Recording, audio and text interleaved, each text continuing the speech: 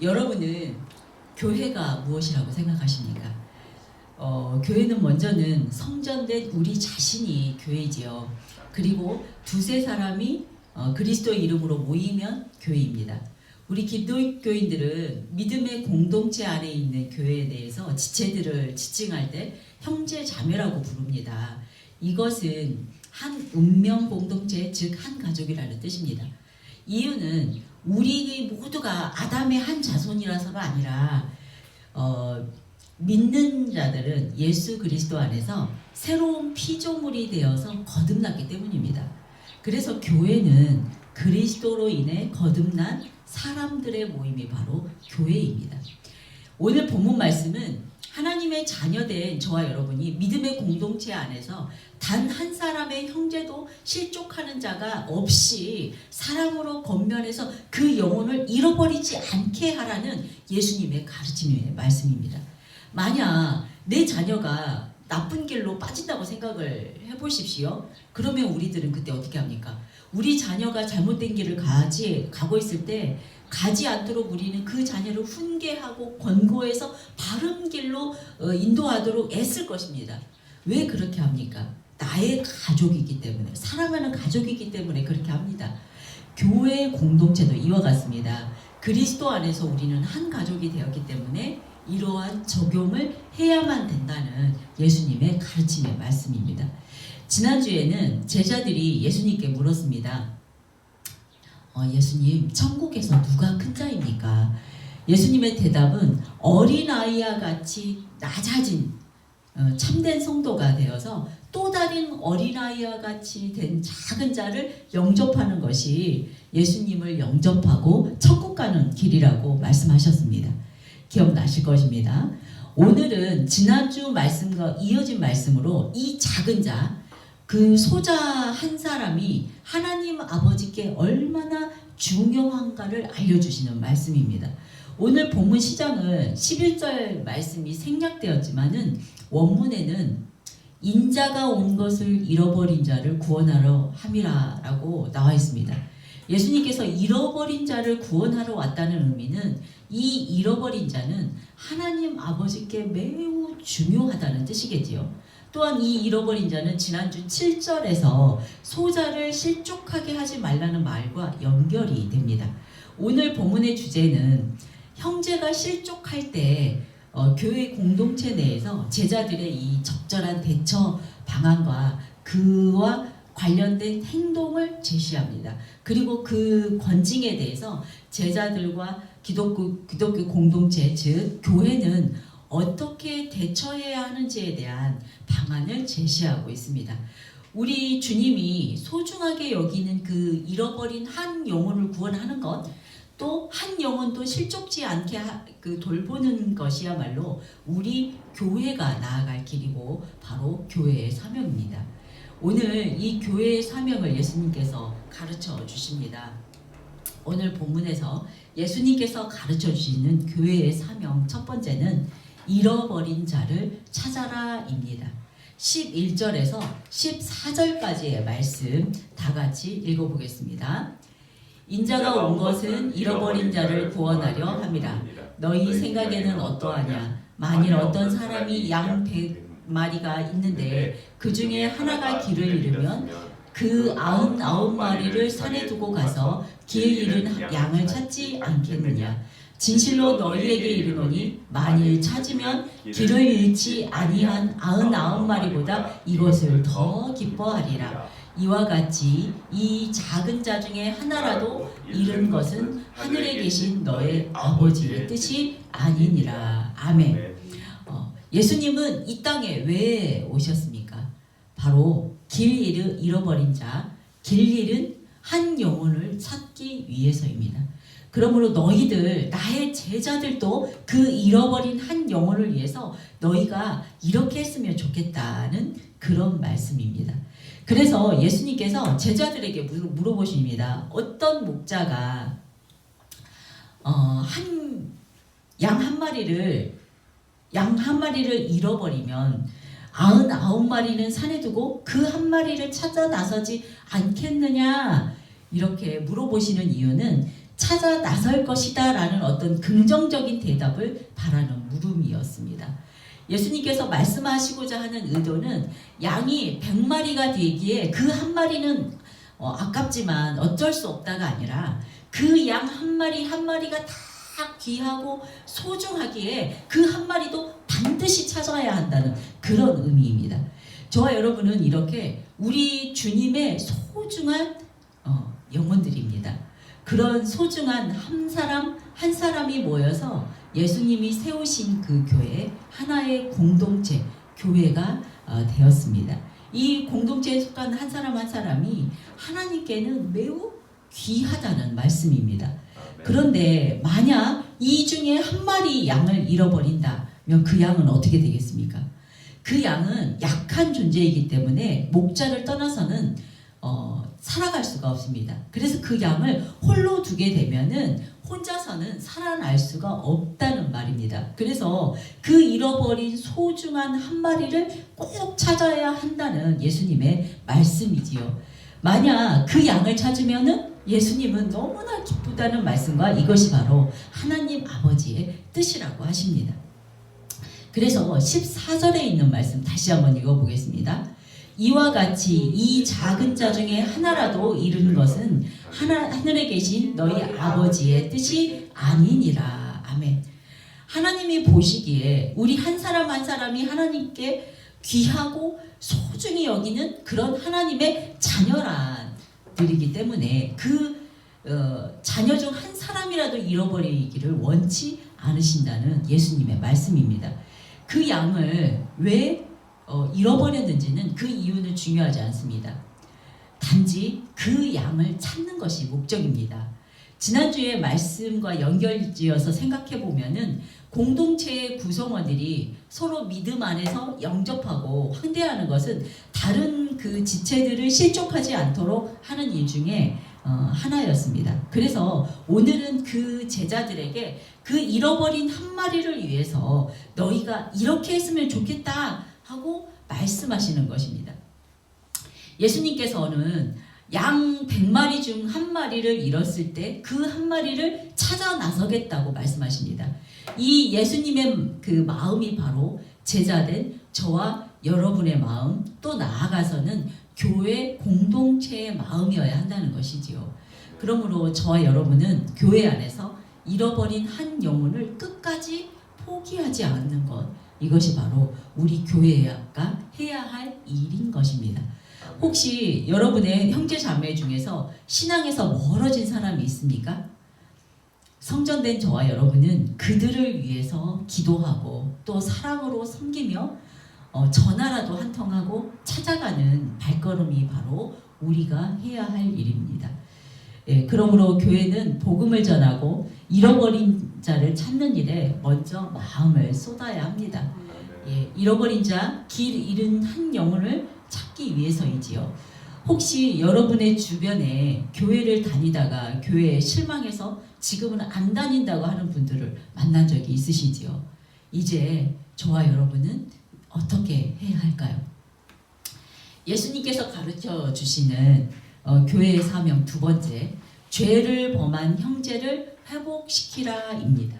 15절에서 17절 말씀 다 같이 읽어보겠습니다.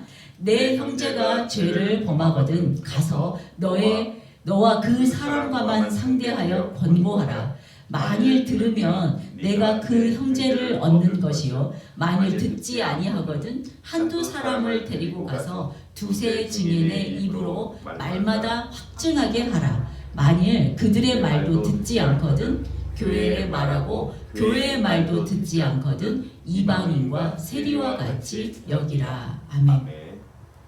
네, 내 형제가 죄를 범하거든 너 가서 너와 그 사람과만 상대하여 공고하라.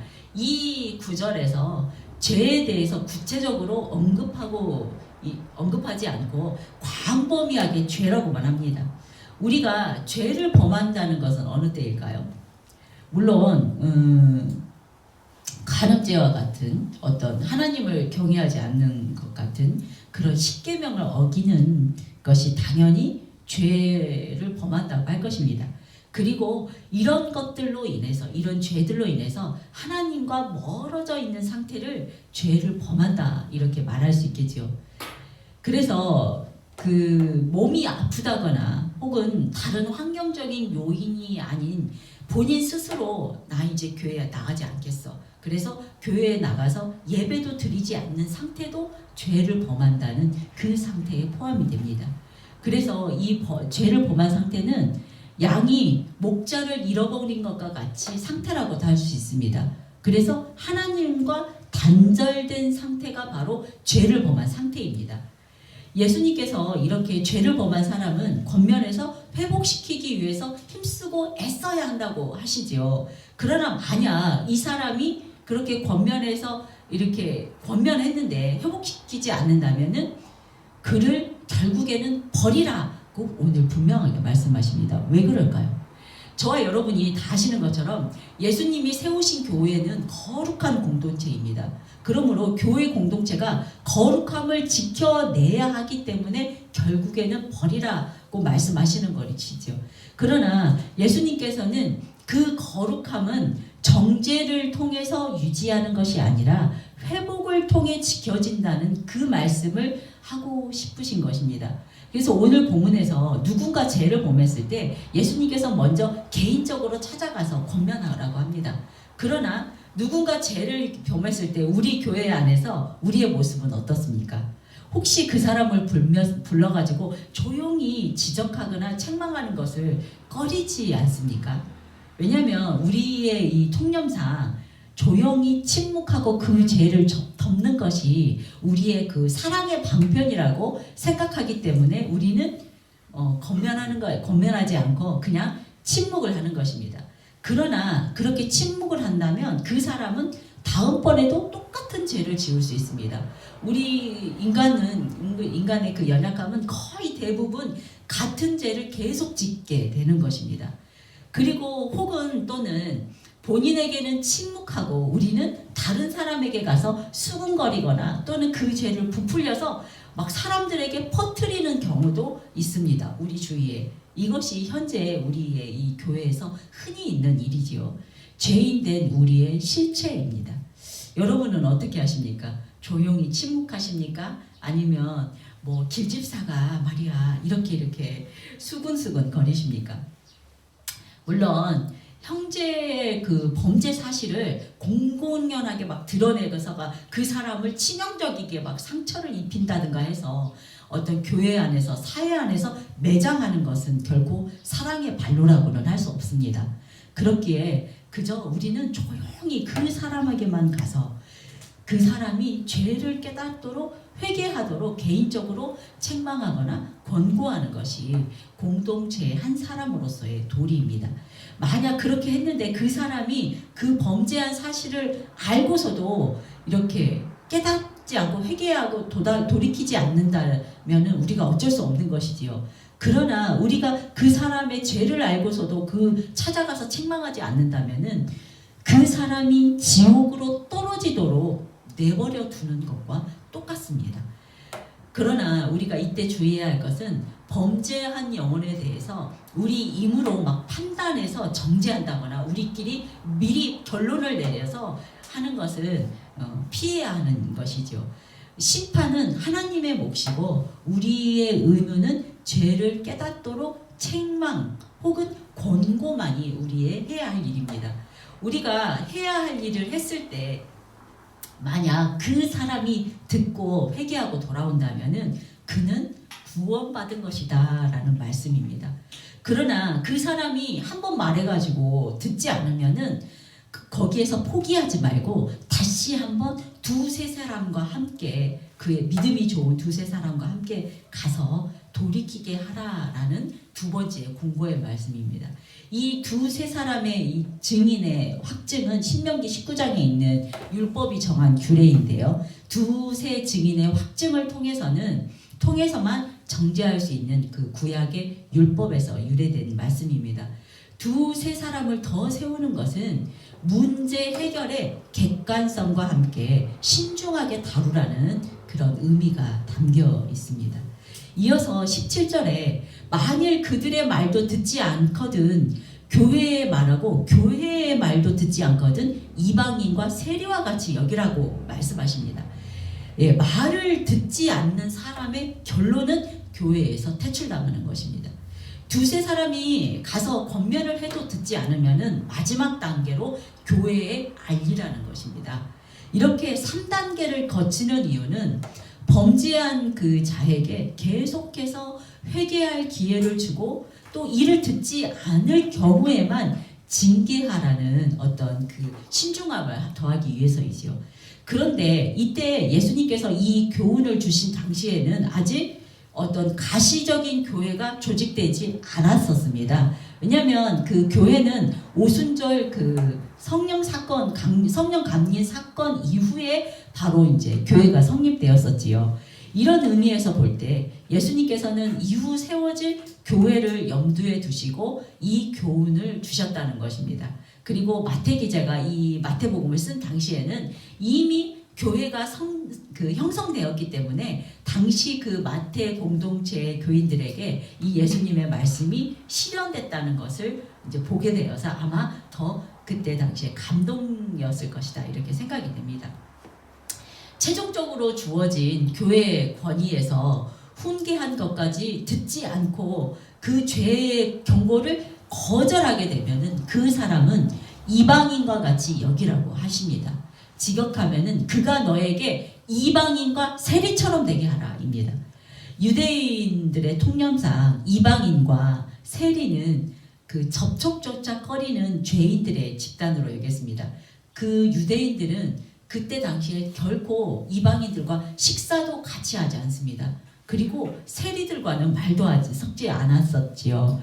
그래서 그들의 어떤 유대 공동체 모임에 참여하는 것이 허락되지 않는 공동체 밖의 사람들을 의미합니다. 그래서 아마 유대인들은 이 비유를 다 이해를 했을 것입니다. 이와 같이 회개하지 않는 범죄자는 단순히 공동체로부터 쫓겨날 뿐만 아니라 상종하기조차 꺼려하는 악한 종류의 사람으로 분류되는 것입니다. 이러한 출교 조치는 그리스도의 몸된 교회의 순수성을 지키기 위해서 불가피한 조치였지만 이 일은 개인적인 차원이 아니라 먼저 그 사람에게 충분히 기회를 준 후에도 회개하지 않는다면은 권위 있는 교회 차원에서만 행해져야 하는 그런 신중하게 시행되어야 한다는 그런 것이었습니다. 오늘날 우리 교회 안에 이단이 들어온 것을 볼 때 우리는 이런 조치를 하게 되지요. 이때 그 사람에게 몇 번 걸쳐서 권면하고 듣지 않으면은 교회 차원에서 출교시켜야 한다는 것이 아마 대표적인 예일 것입니다. 또는 어떤 습관적으로 계속해서 그 죄를 범하는 그런 교인을 보게 된다 해도 그에게 몇 번은 권면해도 그가 죄에서 떠나지 않는다면은 그는 반드시 퇴출해야 한다는 그런 말씀입니다. 왜냐하면은 누룩이 번지는 것처럼 그러한 죄가 그 온 교인들에게 퍼지는 것을 방지해야 하기 때문입니다. 예를 들어서 우리가 어떤 가늠죄를 계속 짓는 그런 교인이 교회에서 아무런 조치 없이 이렇게 교회에 나와서 생활을 한다면은 믿음이 약한 다른 교인들에게 그 영향을 미치기 때문입니다. 아, 저 사람은 저 관음죄를 짓고도 아무렇지도 않은데 나는 이런 빈약한 죄를 지으며 뭐 나는 괜찮겠지 하는 이런 죄에 대해서 무감해질 수 있기 때문입니다. 그래서 나쁜 것은 우리가 금방금방 퍼지잖아요. 그래서 안타깝지만 출교하라는 그런 예수님의 명령입니다. 간단히 정리하자면은 만약 우리가 그 한 사람의 범죄함을 보고도 우리가 침묵한다면은 그 영혼을 죽음으로 가도록 어떤 지옥으로 가도록 방치하는 것입니다. 그러므로 이 죄범한 영혼을 회복시키기 위해서 먼저는 개인적으로 찾아가서 권면하고 그 다음에도 듣지 않으면은 두세 증인을 데리고 가서 또 권면하고 그래도 듣지 않으면 교회에 알리라는 것입니다. 그러나 이 과정은 그 사람을 쫓아내기 위한 것이 아니라 그 사람을 회개시켜서 회복시키기 위한 어떤 마지막까지의 인내의 과정인 것입니다. 이 과정에서 우리가 분명히 알아야 할 것은 교회는 비판과 재판의 장소 장소가 아니라 한 사람을 다시 일으켜 세우기 위함이라는 그런 것을 알아야 합니다. 저와 여러분 모든 성도님께서 이 회복의 사명을 다 잘 기도와 함께 잘 감당하시기를 주님의 이름으로 축원합니다. 네, 예수님께서 가르쳐 주시는 교회의 사명 세 번째, 연합과 기도로 하나가 되어라입니다. 18절에서 20절까지의 말씀 다 같이 읽어보시겠습니다. 진실로 너희에게 이르노니 무엇이든지 너희가 땅에서 매면 하늘에서도 매일 것이요 무엇이든지 땅에서 풀면 하늘에서도 풀리리라. 진실로 다시 너희에게 이르노니 너희 중에 두 사람이 땅에서 합심하여 무엇이든지 구하면 하늘에 계신 내 아버지께서 그들을 위하여 이루게 하시리라. 두세 사람이 내 이름으로 모인 곳에는 나도 그들 중에 있느니라. 아멘. 네, 예수님께서는 교회에 큰 약속을 해주셨습니다. 두세 사람이 예수님의 이름으로 함께 기도하여서 마음을 모으면은 예수님이 그 자리에 임하시겠다는 약속입니다. 교회가 해야 할 중요한 일은 바로 이렇게 기도로 연합되는 것입니다. 18절에 너희가 땅에서 매면 하늘에서도 매일 것이요 무엇이든지 땅에서 풀면 하늘에서도 풀리리라. 이 말씀은 예수님께서 교회와 관련되는 그 하시는 말씀에 몇 번 비슷한 말씀을 하셨습니다. 오늘 본문의 이 말씀은 요한복음 20장 23절의 말씀과 관련을 해서 풀어보도록 하겠습니다. 이 구절 또한 죄를 범한 한 사람의 경우에 대해서 다룬 그런 경우인데요. 너희가 누구의 죄든지 사면 너희도 그 죄를 사함 받을 것이요 누구의 죄든지 그대로 두면 너희도 그대로 되리라 하는 그런 말씀입니다. 본문에서 푼다는 것은 용서한다는 말의 그 동의어이고 또 묶는다는 것은 그대로 내버려 둔다는 동의어입니다. 그가 무슨 죄를 지었을지라도 그가 회개하면은 교회의 모든 구성원들이 서로 용서하고 용납해야 한다는 그런 말씀인 것이지요. 왜냐하면 죄의 정죄는 하나님의 영역이기 때문에 또한 또 저와 여러분과 같은 인간은 연약함으로 우리들도 언제든지 이러한 죄인이 내가 될 수 있다는 것을 알아야 하기 때문입니다. 이렇게 생각한다면 어떤 죄인일지라도 함부로 우리 인간의 차원에서는 정죄하지 않고 하나님 뜻 안에서 죄를 용서하고 용납할 수 있게 된다는 그런 의미입니다. 하나님의 은혜로 저와 여러분에게 하늘의 문을 여는 열쇠가 있다는 것을 아시기를 축원드립니다. 19절에 너희 중에 두 사람이 땅에서 합심하여 무엇이든지 구하면 하늘에 계신 내 아버지께서 그들을 위하여 이루게 하시리라. 여기에 합심하여 이거는 심포네어입니다. 영어로 심포니이죠. 어원이 같습니다. 교환곡을 우리가 심포니라고 하잖아요. 같이 조화를 이루어서 아름다운 소리를 내는 것, 이것을 합심하여 구하는 상황이 충족되기만 하면은 우리가 구하는 그 모든 것이 이루어진다는 그런 의미입니다. 그런데 이 무엇이든지에 해당하는 프라그마토스는 논쟁을 뜻하기도 하는 단어입니다. 오늘 본문이 교회의 권징에 대해서 다루고 있다는 점으로 볼 때 교회가 권징을 시행함에 있어서 반드시 두 사람 이상이 기도를 해서 그 기도가 일치해야 합니다. 그래서 그 기도가 반드시 필요하다는 의미로 해석할 수 있습니다.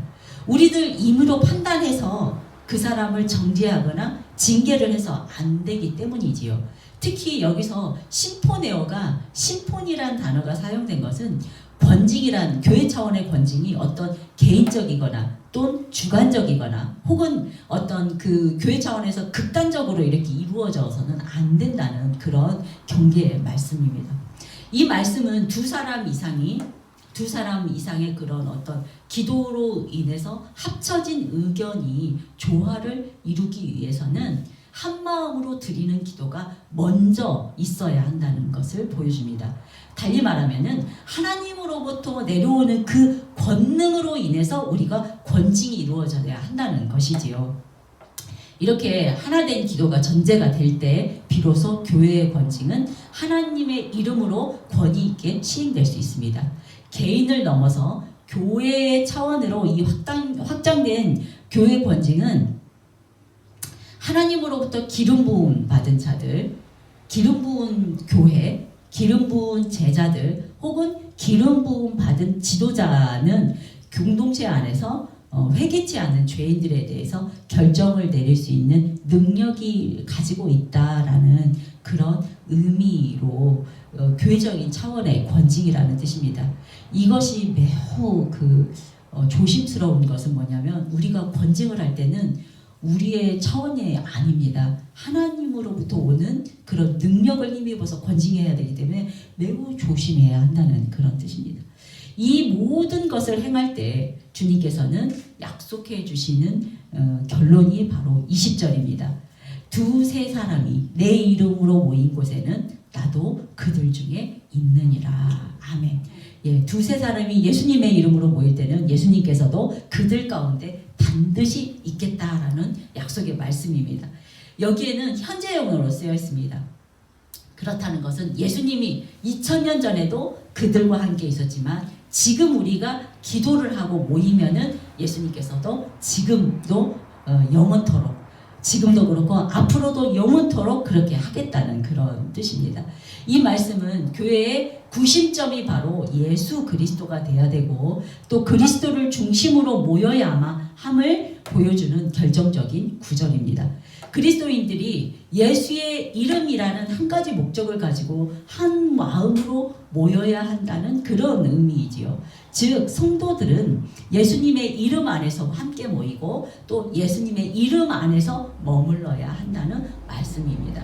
이처럼 본문은 교회의 어떤 지향할 지향점과 또 구심점이 예수의 이름이라는 것을 잘 보여주고 있습니다. 오늘날에도 저와 여러분도 모든 교회가 예수의 이름으로 예수의 이름 안에서 이렇게 모여야 하지요. 이런 교회만이 살아있는 교회고 또 그리스도의 참된 지체로서 세상을 변화시킬 수 있는 위력을 발휘한다고 하겠습니다. 이러한 약속의 말씀은 두 사람만 모여도 교회가 되고 아주 작은 수가 모였을지라도 예수의 이름으로 모일 때 예수님께서는 이 오늘 말씀 약속에 따라서 오늘날 저와 여러분 가운데 임재하셔서 우리와 함께 더불어 역사하고 또 그 역사를 이끌어내실 것이라는 말씀입니다. 믿으십니까? 네, 아멘입니다. 정리하겠습니다. 오늘날 우리의 사회는 너무나 많은 불법적인 일들이 벌어지고 있습니다. 그러나 그것이 죄가 되는지도 모르고 살고 있습니다. 대표적인 것이 동성애와 같은 것이지요. 동성애로 인해서 우리는 자식을 낳지 않게 됩니다. 하나님은 생육하고 번성하라고 했지요. 하나님의 명령에는 어긋나는 일임에도 사회적 여건이나 어떤 사회적인 그 기류에도 우리는 목소리를 낼 수조차 없는 형편입니다. 성적인 문란함도 마찬가지입니다. 현재 문화에 우리 사회에 깊숙이 들어와 있으나 어디서부터 우리가 바로 잡아야 하는지 그 길을 알 수가 없습니다. 미국의 한 도시 전체는 마약으로 인해서 많은 사람들이 좀비처럼 변하고 있습니다. 아마 유튜브에서 많이 보셨겠지요. 그런데 그런 현상들을 한 개인이 또는 이 사회가 어떤 국가적인 차원에서 이러한 문제를 바로 잡으려고 하고 있습니다. 그렇지만 세상의 악함은 점점 심해지고만 있지요. 그러므로 바로 교회가 답을 해야 할 때입니다. 제대로 된 교회 권징만이 해답이라는 말씀입니다. 예수님께서는 오늘 교회가 무엇을 해야 할지를 분명하게 가르쳐 주십니다. 첫 번째는 잃은 자를 찾는 교회가 되어라. 두 번째는 넘어진 자를 일으켜 세워라 라고 명령하시고 세 번째는 기도로 하나가 되는 교회가 되라고 말씀하십니다. 이것이 바로 교회된 저와 여러분이 지금 해야 할 일입니다. 권징에 앞서서 여러분 한 사람 한 사람은 하나님의 소중한 자녀이기에 한 분 한 분이 교회의 중심이 되어서 사랑으로 품고 말씀을 세우고 기도로 지켜가는 교회 공동체를 만들어가야 합니다. 여러분은 지금 누구를 위해서 기도하고 계십니까? 오늘 말씀을 생각하시면서 결단의 기도를 하겠습니다. 하나님 감사합니다. 우리가